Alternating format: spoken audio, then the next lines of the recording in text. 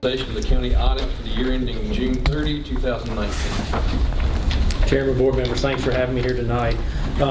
Your audit report's 144 pages long, so we're not going to go through that entire document today, but certainly as you do, you can call me with any questions. I do have a handout for you. It's the audit presentation, and we'll kind of walk through that and give you a little bit of information. On page 1, as you're flipping to page 1, that kind of has some summary data going back 10 years. I'll let you know that the audit went very well. Suzanne and her staff did a good job. Kevin and his staff at the school board did a good job for us, so of getting everything ready. So the audit went very well. We didn't run into any problems. We have some management comments and recommendations, but nothing major. If you look at page 1, I've got 10 years worth of historical data here for the general fund, and really just looking back at from 2010 to 2019, you can see your revenues up at the top. Overall, you've had an annualized growth rate of 0.96%. Not 9.6%, 0.96%, so a little bit less than 1%.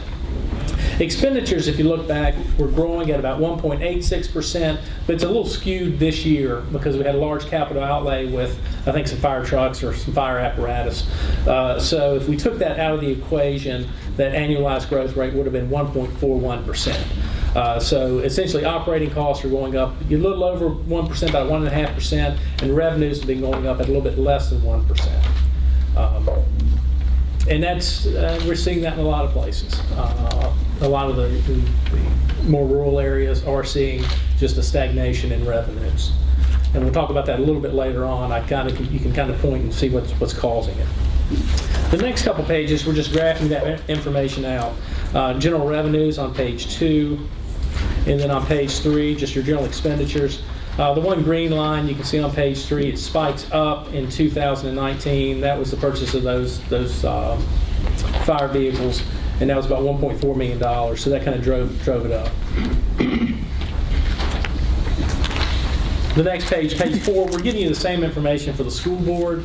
Their revenues have actually been declining since 2010. The annualized, or the average, really, decline has been 1.5% a year, going back to 2010 through 2019. And it's a good thing. Their expenditures have been declining as well. It's been averaging a decline of about 1.4%. Their operating expenditures over that same period of time. In the next 2 pages, I'm just graphing that information out for you so you can see it.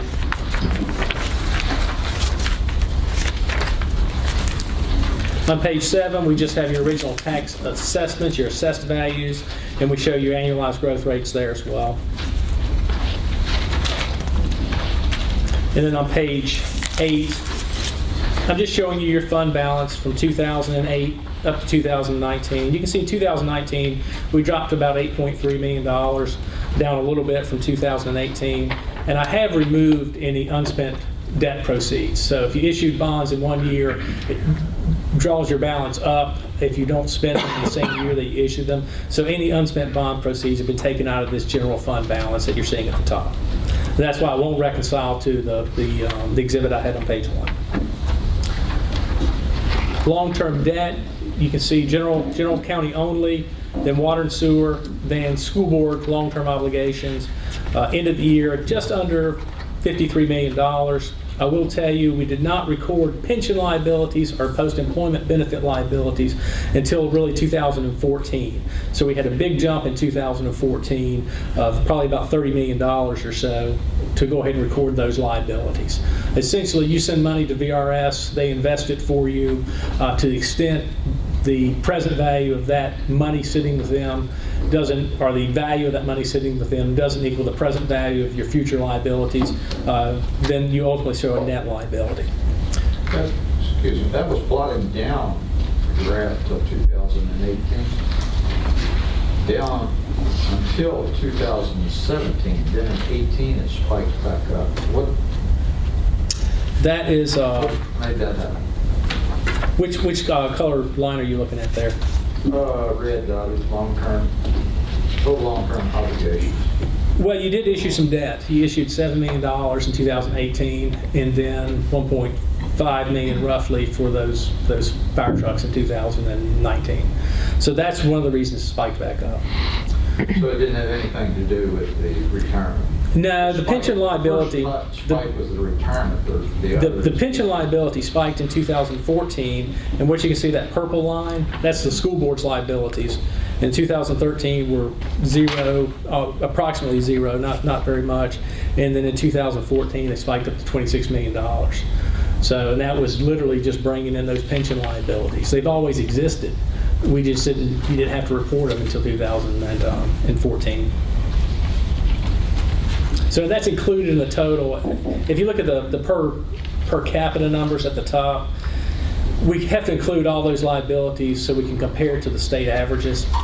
So you can see the total long-term obligations per capita for the county ended 2019 at $3,541.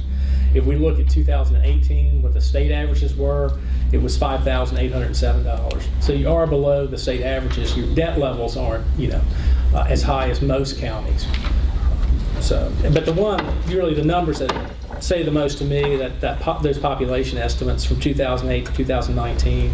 You can see in 2008, the estimated population was 16,600, and then 2019, the most recent estimate's 14,900. So you just got a slow decline in your population, and that's your tax base.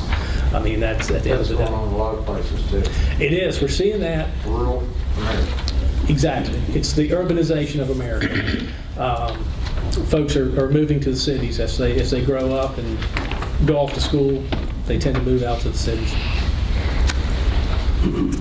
I will tell you, when we look at that fund balance at $8.3 million, we like to see if you took a county, we like to add the school board operating budget, the county budget together, and then take 10% of that essentially to come up with kind of a minimum level. So you are above that. We would estimate your minimum level about $6 million.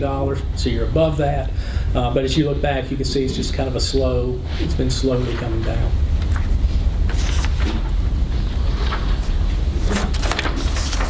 The next couple pages, page 9 through I think 17, is our letter to those charged with governance.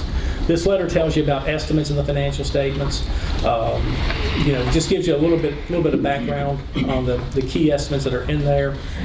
Also tells you if we came in to do an audit and for some reason staff didn't provide us with documents or something like that, we will report it to you in this letter. You get the boilerplate letter. We didn't have any problems like that, but we are required to give you this letter. Then on page 18 and 19, we have a couple management comments. Nothing major. The biggest ones are just related to social services. They've had some turnover up there, and so some of their reconciliations weren't up to date. We were able to determine, and the reason that's important is they submit reimbursement requests to the state and you get funding back based on those reimbursement requests. Those weren't up to date, but we found that the reconciliations weren't necessarily prepared, but the correct amounts were submitted to the state for reimbursement. So we didn't have any problems there, but we want to make sure you're reconciling it just to double check.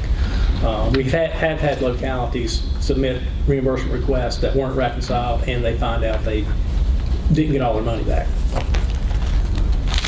And then pages 20 through the rest of the report are some new accounting standards that are coming out in the next several years. I'd like to say if you're having trouble sleeping tonight, those accounting standards might help you a little bit. But just to give you an idea of what Suzanne and Kevin will have to do in the next couple of years, those standards are back there so you can review them as you have time. I mean, overall, I'm pleased with the audit. Obviously, those financial trends are something you're all well aware of. You're still in good shape, but I'd be remiss if I didn't, point those out too. Like I said, overall, everything went well, and I'll kind of open it up for any questions the board has. Questions?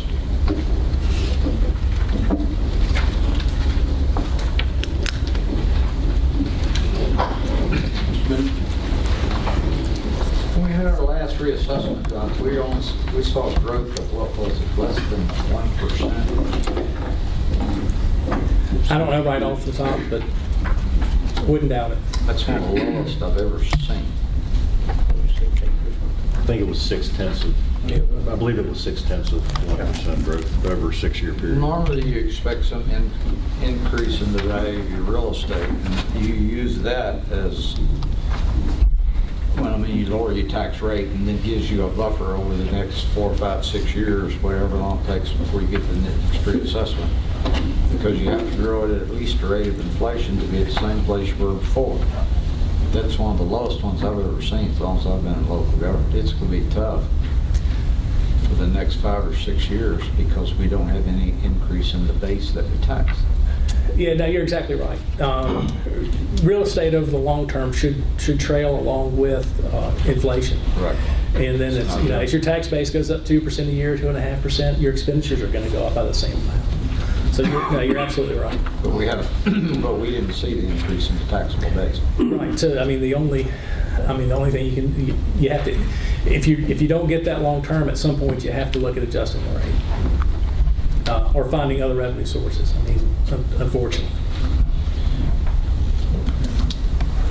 One other comment I noticed, I think it was Griff said, what was the projected, on the study we're doing on the schools, the projected population of the total area, which included the city of Covington.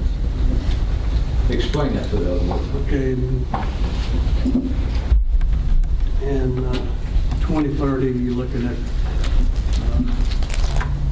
roughly 1,500 decrease, and in 2040, you're looking at another decrease of 1,800, which would bring you down to 16,000 total county and city population.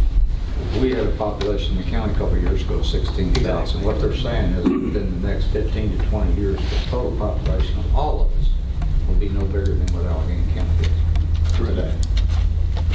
That's scary too. Yeah, I think it was at 8%. Wasn't it about 8%? 8%. Yeah. 8% decrease. Wow. That's. It's changing. It's mostly lost, lack of retention. We can talk about the numbers in the financial report all day long, but probably the most important numbers in that handout are your population trends at the end of the day. But overall, with the audit, we're healthy. Yeah, you're healthy. Fund balance is still healthy, and your staff's doing a good job. But you see the trend. It's there. So. Absolutely. Mr. Stone, thank you very much. Thank you for having me. My contact information is right on the front page here of the handout. Call me, text me, email me, however you want to get a hold of me if you have any questions. Don't worry about getting the bill the next day. I'm here to help you guys. So. All right.